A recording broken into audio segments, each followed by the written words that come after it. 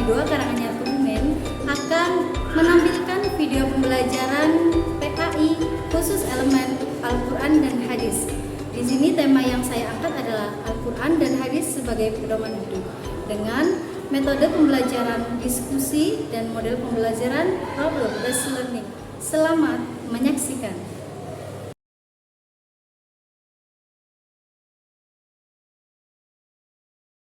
Assalamualaikum warahmatullahi wabarakatuh. Waalaikumsalam warahmatullahi wabarakatuh. Selamat pagi anak-anak. Pagi. Sehat semuanya? Alhamdulillah. Oke, biar tambah semangat kita semangatkan untuk SMP tercinta kita ya. Sepeda kah? Saya. Oke, baik. Hari ini kita awali pembelajaran dengan berdoa terlebih dahulu. Silakan dipimpin berdoa. Berduduk siap, berdoa mulai.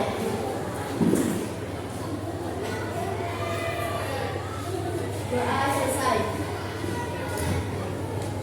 Hari ini siapa yang tidak berangkat? Nihil. Jangan semua ya. Alhamdulillah. Baik, untuk hari ini sebelum kita memulai pembelajaran, pastikan semuanya duduk dengan nyaman. Tulis sudah siap semuanya? Baik. Guru sampaikan motivasi belajar untuk hari ini, yaitu masa depanmu adalah apa yang kamu lakukan hari ini. Paham nggak kata-kata itu?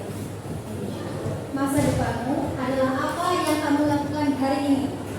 Nah, ketika hari ini kalian belajar dengan tekun, ya, telaten, rajin, melaksanakan segala sesuatu dengan sungguh-sungguh, insya Allah masa depannya cemerlang, ya. Tetapi ketika hari ini kalian masih malas-malasan, masih nanti-nantian aja belajarnya gitu, terus apa kabar masa depannya?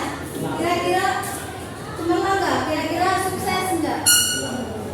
Akan berbeda nanti masa depannya dengan yang hari ini sudah bersungguh-sungguh. Hari ini kita akan belajar tentang tadi Al-Quran dan Hadis. Metode yang akan digunakan hari ini adalah tanya jawab dan diskusi, ya. Tentang apa? Yaitu menganalisis kandungan Al-Quran surat apa? An-Nisa ayat 59 dan An-Nahl ayat 64 tentang ya, kedudukan Al-Quran dan Hadis sebagai pedoman hidup.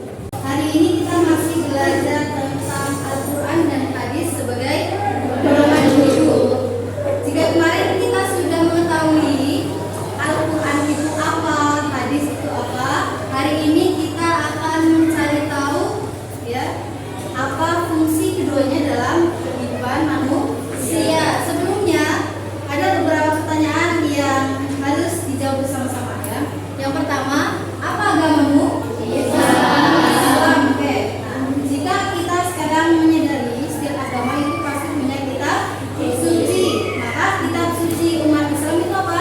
Al-Quran. Jadi kita semua punya Al-Quran ya? Punya. Nah, kalau kita sekarang semuanya punya Al-Quran, untuk apa sih Al-Quran itu? Buat kalian apa? Sebagai pedoman hidup. Sebagai pedoman hidup. Ada lagi? Sebagai pedoman hidup. Nah, selain dua hal itu, ternyata Al-Quran dan juga hadis. Nah, hadis itu berperan sebagai pendamping Al-Quran dengan fungsinya nanti yang akan kita pelajari bersama-sama, ya. Sekarang kita akan melakukan asesmen awal, atau di sini Bu Guru berikan beberapa soal, tetapi tidak dalam lembar soal yang akan Bu Guru bagikan, melainkan hari ini mengerjakan soal melalui Google Form yang sudah saya sharingnya di grup kelas, ya. Sekarang dikeluarkan HP-nya masing-masing, dicek linknya, kemudian dibuka, kerjakan soal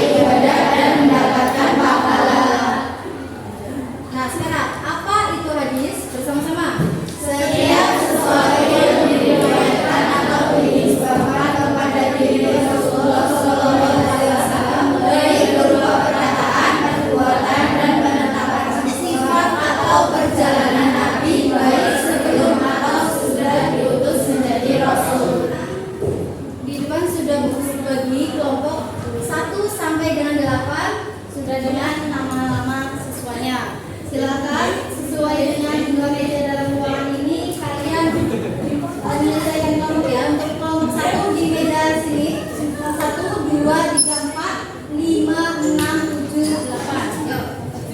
Semuanya sudah dalam kelompok. Sekarang perhatikan instruksi tugas kelompok. Cermati kasus-kasus berikut ini lalu temukan fungsi Al-Quran dan hadis yang sesuai. Ya, nanti di depan kalian akan ada 4 kasus yang guru tampilkan. Setiap kelompok akan menganalisis semuanya ya. Kasus 1 sampai dengan 4. Itu nanti kalian sesuaikan dan temukan kira-kira itu cocok dengan fungsi hadis yang mana.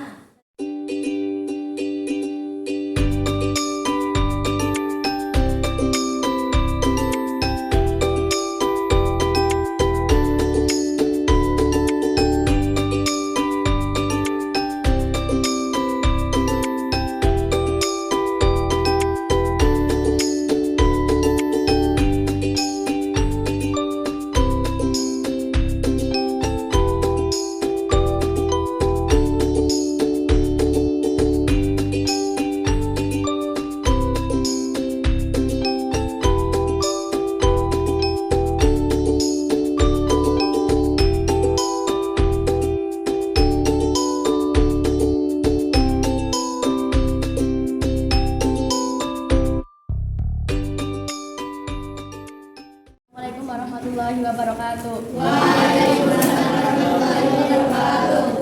Dari kasus 2 yang ditampilkan, maka fungsi yang sesuai adalah sebagai rujukan umat Islam dalam memahami syariat. Dari kasus yang ditampilkan, maka fungsi yang sesuai adalah 1. Al-Quran sebagai pemberi peringatan dan kabar gembira. Dari kasus yang ditampilkan, fungsi yang sesuai adalah sebagai berikut sebagai pemberi peringatan dan kabar gembira. Dari kasus 4 yang ditampilkan, fungsi yang sesuai adalah sebagai rujukan umat Islam dalam memahami syariat. Untuk kasus pertama, fungsi Al-Quran dan hadis yang sesuai adalah sebagai petunjuk dan pemandu. Maka guru mau tanya nih, Al-Quran itu kan menjelaskan perintah, ada di situ ada perintah sholat gitu ya. Nah, kita nggak menemukan ada perintah sholat di dalam Al-Quran. Kita tidak menemukan tata cara sholatnya di dalam Al-Quran. Dari mana kita bisa mengetahui gerakan sholat yang benar? Itu dari mana? Dari hadis. Terus berarti yang mencontohkan sholat itu harus ada takbiratul ihram sampai ruku, sujud itu siapa? Rasulullah Sallallahu Alaihi Wasallam. Ya, bagus sekali. Baik, untuk kelompok ini Bu Guru beri pertanyaan. Di kasus kedua itu kan ada kakak beradik yang berebut dengan kakak warisan ya. Nah, Bu Guru mau tanya, kira-kira ketika kita punya masalah nih ya dalam kehidupan, boleh nggak sih kita minta tolong bantuan kayak semacam orang pintar atau dukun, itu boleh nggak?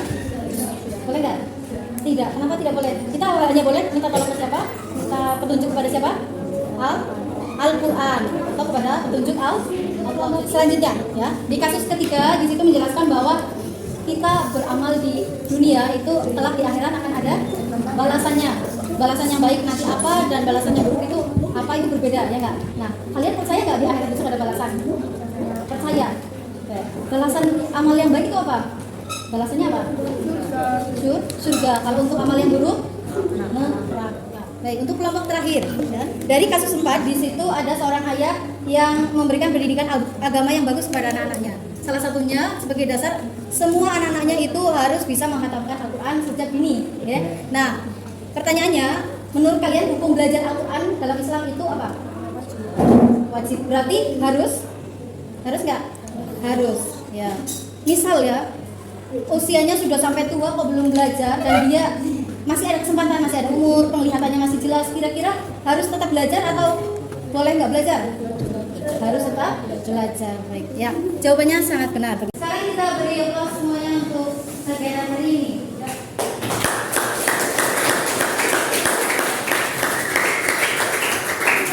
Terima kasih hari ini anak-anak semuanya sudah semangat berdiskusi, terus mempresentasikan, dan juga kita tadi sudah melakukan tanya jawab ya. Hari ini Guru mau tanya dulu perasaan kalian selama mengikuti pembelajaran hari ini. Di situ ada beberapa emoticon ya. Ada senang, antusias, bangga, sampai sedih, ada yang stres ya. Nah, kira-kira apa stres kalian hari ini apa? Coba. Senang. Ada nggak yang selain itu? Senang. bangga sama siapa sih? Diri sendiri ya. Kalau kalian hari ini sudah semangat belajar. Ada yang bingung nggak? Enggak. Nah, anak-anak, di pembelajaran minggu depan kita masih di materi Al-Quran dan hadis sebagai pedoman hidup, tetapi kegiatannya berbeda. Besok kita akan menciptakan karya. Bisa itu nanti berupa pantun nasihat, poster, ya, dan lain sebagainya tentang fungsi Al-Quran dan hadis.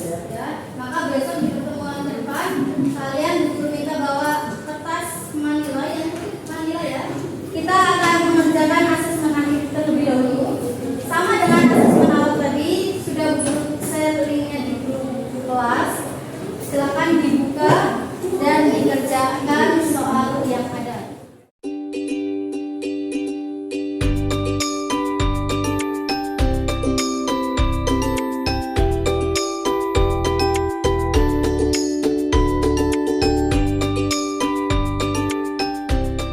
Sudah selesai, kita simpulkan terlebih dahulu anak-anak. Ya, hari ini kita sudah belajar tentang fungsi Al-Quran. Tadi ada berapa? Ada 4. Coba pertama apa?